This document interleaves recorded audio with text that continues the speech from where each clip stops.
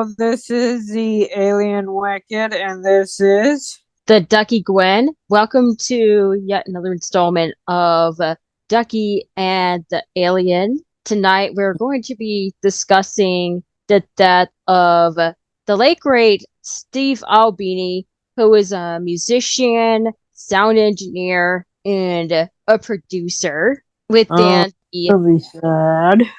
yes, it is, within the alternative rock and Yeah, yeah, and indie that would be range. more me. That would be more me when I pick up my guitar or ukulele. Would be alternative rock or something to that effect.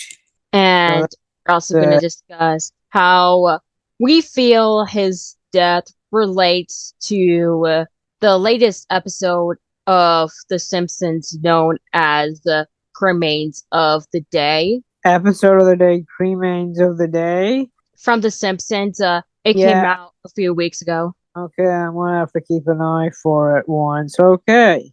So what happened here? I know the guy went to the spirit realm. He died of a heart attack, to be exact. Ouch. It seemed to be also sudden too. Well, when I first heard that he died, a video from one of ARTV's channels popped up in my YouTube feed Okay. entitled RIP Rock's Most Innovative Producer Steve Albini, and it's from his Yeah. channel Beyond ARTV. And interestingly enough, what is featured on the right side of the screen was an album from a band called Code Orange, and it's titled The Above. Supposedly, that was the last album that he recorded before he died. Okay. I want to look up cold, Code cold Orange. orange. Yeah. Okay. So that was the last album he produced out of his name. That is exactly right. That's sad. Looks like Code Orange is going to need a new manager or producer now. Yeah, and it is supported by a friend of mine's comment on the YouTube video that his Yes? final credit was indeed The Above, because apparently, according to him, that's where he's going. Where? It's tis a mystery to me, but it had to have related to him enjoying his final day on Earth. Oh, he enjoyed his final day on Earth? It appears to be that way, yes, from That's a what, good way to go. yeah, it's That's pretty sad. damn good. Sad, but it's a good way to go. Finally, Indeed. I don't know if I would say happy death, but a decent sounding death to me. Yeah, he died on May 8th, Yeah, so that just passed a few days ago. a week ago to A week, be last Thursday. last Wednesday, actually. Oh, I was putting my nose to the grind stone doing the cleaning at my cleaning job, so I didn't really know too much about this until you brought it up to me. Oh, better late than never. Fast, Ironically, too late. Beyond ARTV's video was uploaded on that very same day. That's how I found out on the blue. All right, that's interesting. If you want to check out his video, the video will be in the description below if you guys want to see it. Yep, I would like to see it. Yes, as well as our audience. Yep, I know them.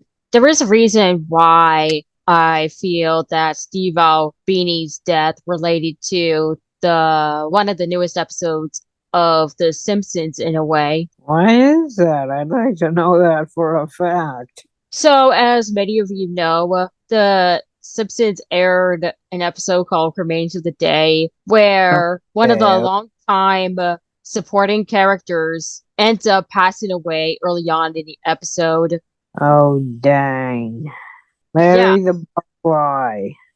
Something to that effect. Larry. yes, Larry the Barfly. The creators, they did something really good in a long time. this particular episode.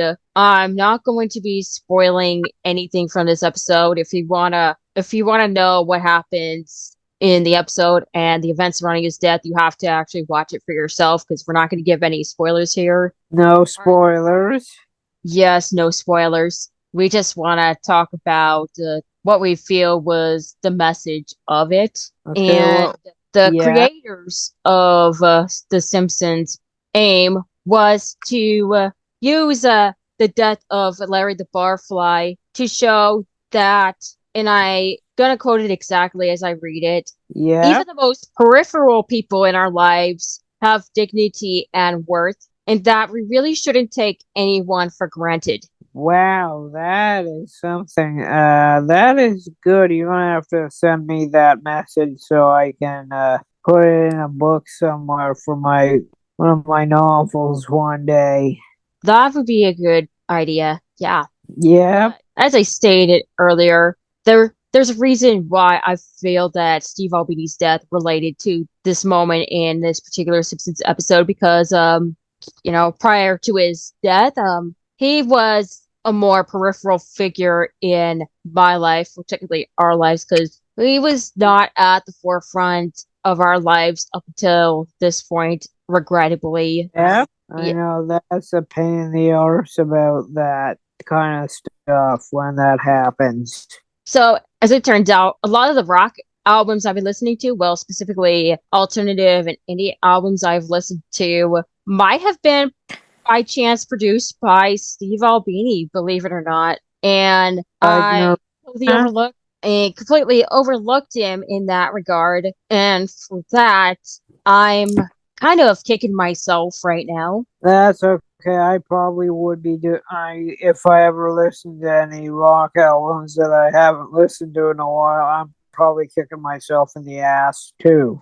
Well, considering we're talking about sound engineer and producers, usually sound engineers and producers are more peripheral in the music world at best. Just Yes.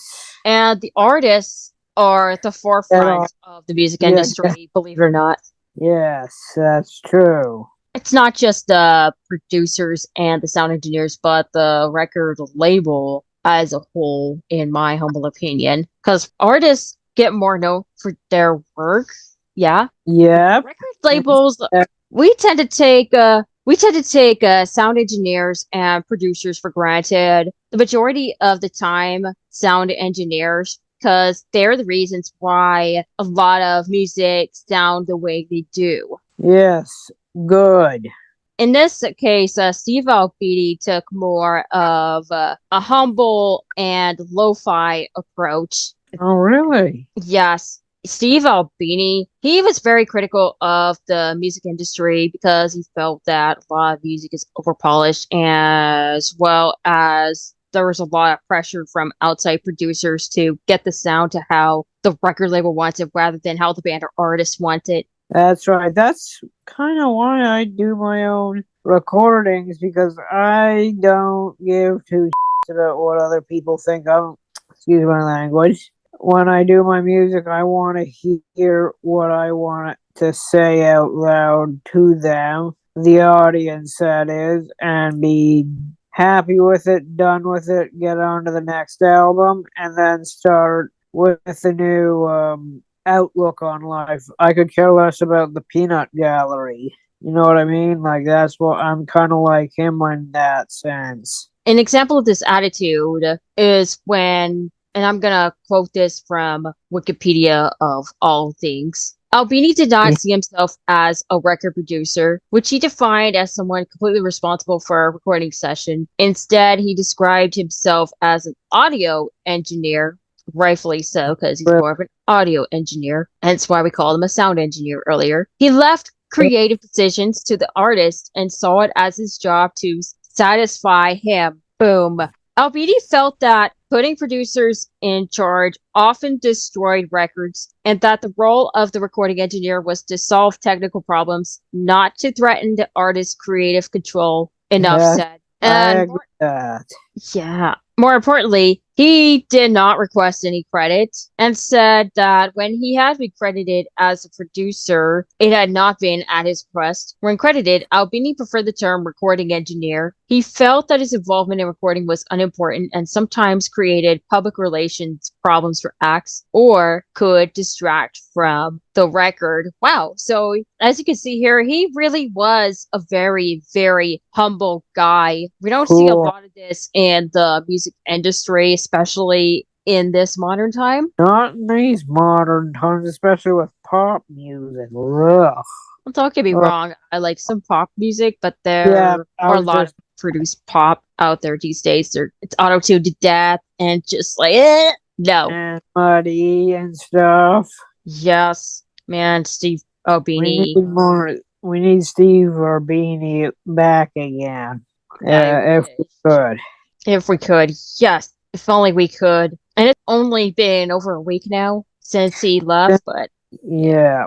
Oh, and here's an interesting part. He refused to accept royalties, seeing this as an insult to the artist. So basically, he saw it as an Yeah. insult to the artist if someone other than the artist accepts royalties for an artist's music. Wow. I'm an Credit where artist, credit's and due. I forget. I'm an artist, and I would find it an insult to my art if someone gave me money. I would put it in the garbage can.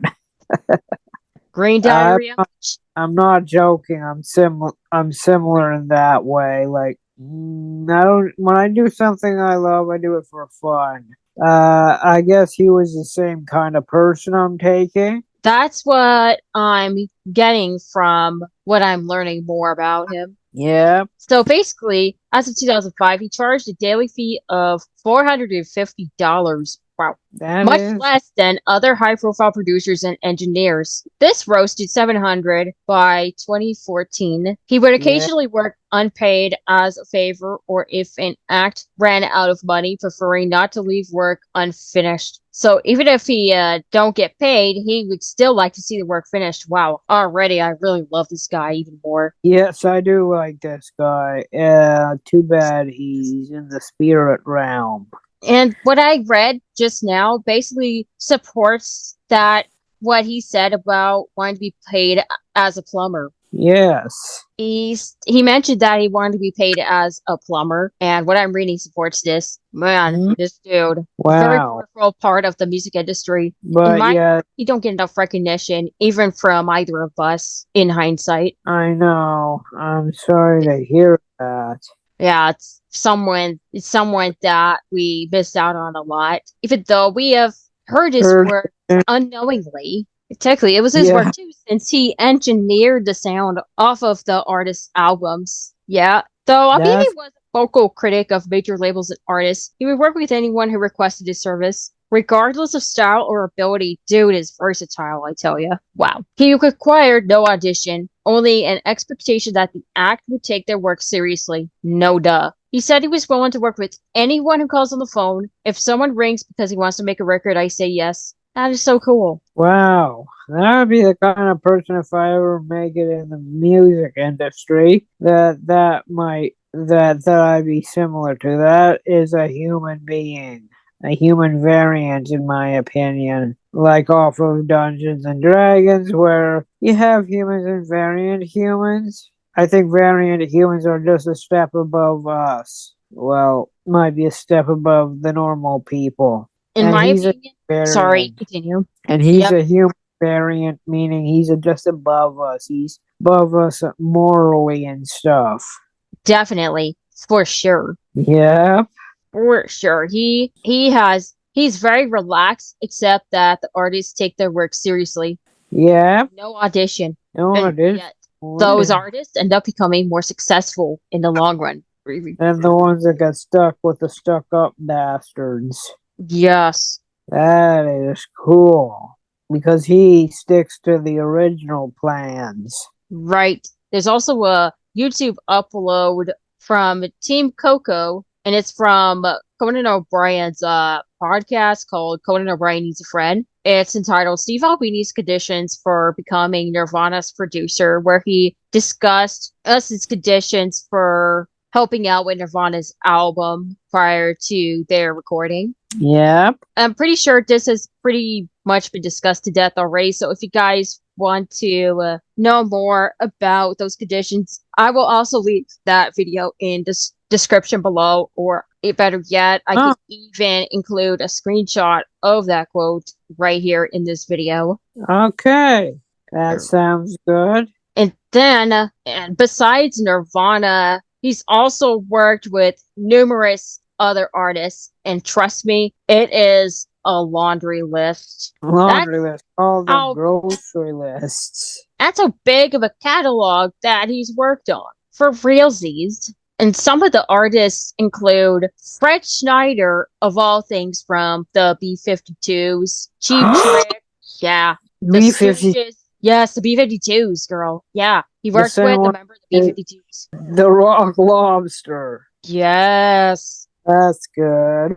More importantly, the Pixies, which I'm gonna talk about right now. So he worked on the Pixies' debut album, Surfer Rosa. Surfer Rosa. Okay. And then we're gonna get to the part about Albini's recording techniques on yet another Wikipedia page, this time for the album. So here we go. During Kim Deal's vocals takes during Where Is My Mind and Gigantic, he moved the equipment to record into a studio bathroom to achieve more quote unquote roomy echo. John Murphy, Kim Deal's husband at the time, said that Albini didn't like the studio sound. Who could blame him? Albini later said that the record could have been completed in a week, but we ended up trying more experimental stuff, basically to kill time and see if anything good materialized. An example was Something Against You, where Albini filtered Black Francis's voice through a guitar amp for quote-unquote a totally ragged, vicious texture. Wow.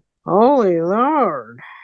That's cool. Just a disclaimer, I never really listened to the entirety of the Surfer Rosa album, but I, however, do have a favorite track from it that I did listen to. It is called Where Is My Mind? Oh my goodness, I love that track. Fire. It is fire. Yeah, okay. That's interesting. That's an example of how it sounds. Yeah, that's good. Oh, yeah. And of course, there was some studio banter between Black Francis and Albini. Yep. Good or bad? Good, of course. The recording of a conversation held between Francis and Albini can be heard at the end of Oh My Golly. Never heard that one. Lufter writes that it was a concept Albini was going for to get some studio banter. Oh, interesting. Oh, it gets even better. As Deal was leaving the studio to smoke a cigarette, she exclaimed, "If anybody touches my stuff, I'll kill ya." Francis replied with, "I'll kill you. You effing die if anybody touches my stuff." The track begins at this point with Francis explaining the conversation to Albini, whose voice is not heard on the track. Aw, that would have been cool. Lufter later admitted that Albini knew perfectly well what was going on. Genius. Genius is right.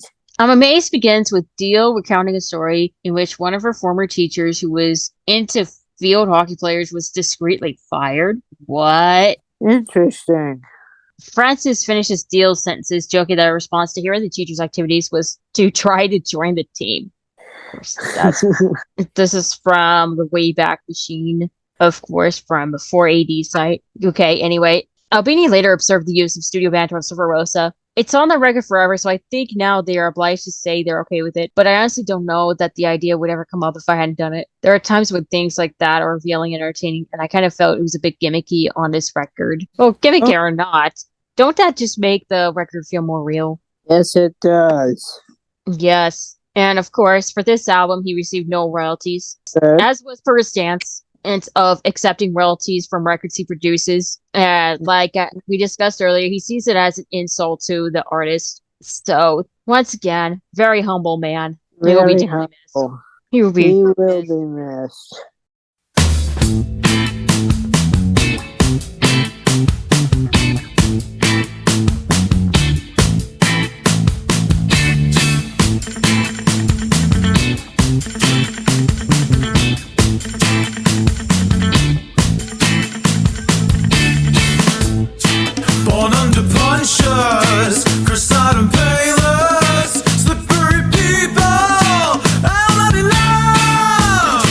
Houses